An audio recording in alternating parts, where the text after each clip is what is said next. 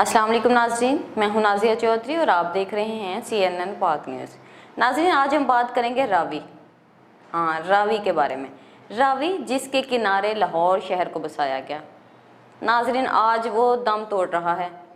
फ़िक्री ग़ुलामी के अलमबरदार हुक्मरान अशराफिया ने आबी ज़ख़ायर और मुल्क को खुद कफ़ालत की जानब ले जाने वाले मंसूबों को बनने नहीं दिया। नाज़रीन, दरियाए रावी पर शाहपुर कांडी डैम की तमीर से भारत की जानब से आने वाला 5% पानी बंद हो चुका है। उसको लेकर सोशल मीडिया पर भरपूर किस्म की बहस जारी है। सियासी जमातों के सोशल मीडिया सेल भी अपना हिस्सा डाल रहे हैं, मगर कोई कौम को सच बताए और कौम इसे सुनने को तैयार नहीं। नाज़रीन, कहा जाता है कि हम जज्बाती कौम हैं, मगर हकीकत में हम मफाद परस्त हैं। अपनी क़यादत की तरह लाहौर का जिक्र रावी के बगैर मुमकिन नहीं। वो रावी जिसके किनारे इस शहर को बसाया गया, जो कि दम तोड़ रहा है। आज मगरमच्छ के आंसू बहाने वाले इसकी तबाही के ज़िम्मेदार हैं।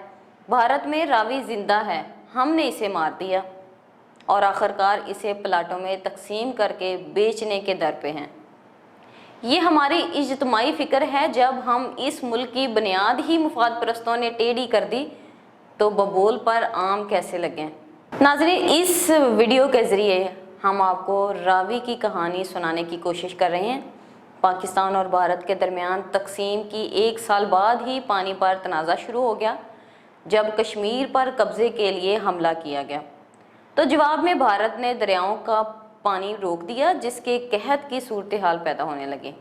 बानी पाकिस्तान की हिदायत पर एक वफद भारत गया। नाज़रीन, वक्ती तौर पर मसला हल हुआ, मगर भारत के रद्द अमल से पहली मरतबा पाकिस्तान को वाटर इशू की संगीनी का अंदाज़ा हुआ, जिसके बाद अक़वाम मुत्तहिदा और आलमी बरादरी के सामने मसले को उठाया गया। नाज़रीन, 2 तरफ़ा मुज़ाकरात भी होते रहे।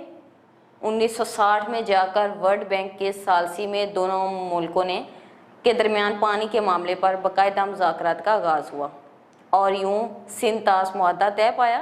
सिंध-तास मुआहदे में 6 दरियाओं, जिसमें सिंध, चनाब, सतलुज, ब्यास, जेहलम और रावी को शामिल किया गया। नाज़रीन, मुआहदे के तहत 3 दरिया रावी, ब्यास और सतलुज भारत और सिंध, चनाब और जेहलम पाकिस्तान के हिस्से में हैं। सिंध-तास मुआहदे में शामिल 6 दरियाओं के पानी का 135 मिलियन एकड़ पाकिस्तान, जबकि महज 35 मिलियन एकड़ भारत के हिस्से में आया।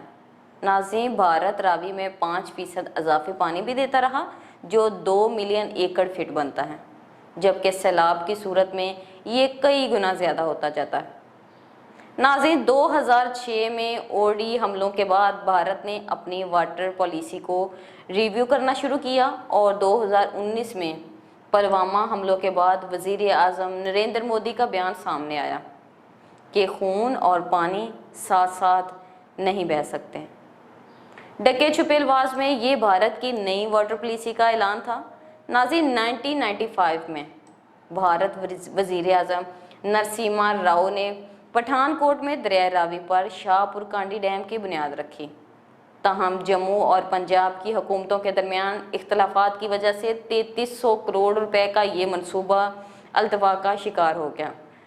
नाज़रीन, 2018 में मौजूदा भारतीय वज़ीर आज़म मोदी ने इसे दोबारा शुरू किया, जिसके बाद भारत की जानब से रावी में छोड़ा जाने वाला 5% इजाफी पानी रुक गया और यूं एक अजीम दरिया अलमनाक अंजाम से दोचार हुआ।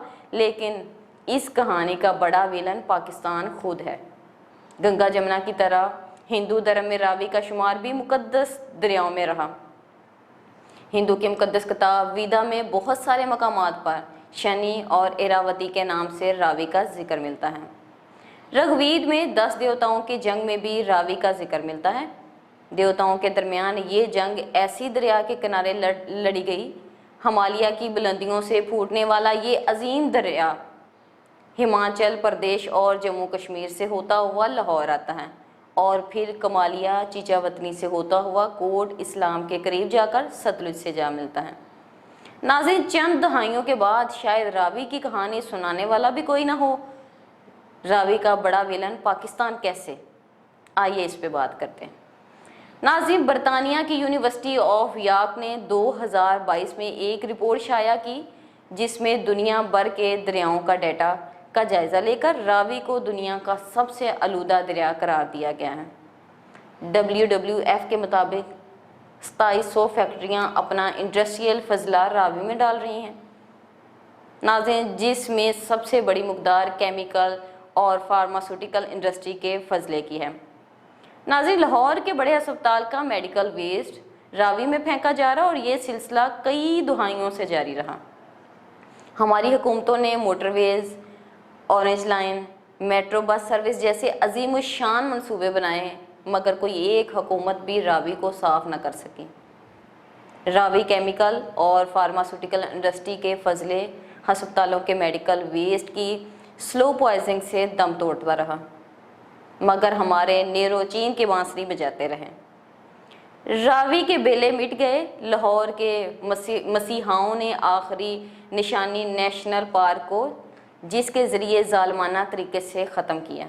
ناظرین، اس کی مثال نہیں ملتی۔ آخرکار روڈا قائم کر کے راوی کے ڈیتھ وارنٹ پر دستخط کر دیے گئے۔ افسوس کے تابوت میں آخری کیل بھی لاہور ہی کے ایک سپوت کے ہاتھوں لگے۔ بھاری مشینری کے شور سے کانوں پڑی آواز سنائی نہیں دیتی۔ نیا شہر بسایا جا رہا ہے، مگر کس قیمت پر؟ افسر شاہی اور حکمران اشرافیہ کی لاجک انتہائی واہیات ہے کہ پانی نہیں تو دریاؤں کی اہمیت نہیں، لہٰذا دیہاتوں کو ویران کرو، کسانوں کو ان کے آباء و اجداد کی زمینوں سے زبردستی بھی دخل کر کے راوی کو پلاٹ بنا دو۔ ملکی اور غیر ملکی اداروں مالیات کے حوالے سے اس منصوبے کو لاہور شہر کے زہر قاتل قرار دے چکے ہیں، مگر ہماری قوم کی سوچ پلاٹوں تک ہی محدود ہے۔ اس سے آگے ہماری قیادت یا ملک کو چلانے والی سوچ ہی نہیں سکتے۔ شاید آنے والے دنوں میں لاہور کے قبرستانوں پر پلاٹ کٹنا شروع ہو جائیں گے۔ راوی کو زندہ رکھا جا سکتا ہے، مگر سول ہو یا فوجی، ہمارے حکمرانوں کا IQ لیول ایوریج سے بھی نیچے ہے۔ لاہور کے قریب راوی ہیڈ بلوں کی پکنگ پوائنٹ ہوا کرتا تھا، جس میں چند سال قبل 7 ملین ایکڑ فٹ پانی تھا، جو اب 0.85 ملین ایکڑ فٹ رہ گیا۔ راوی میں مچھلیوں کی 42 اقسام ختم ہو چکی ہیں۔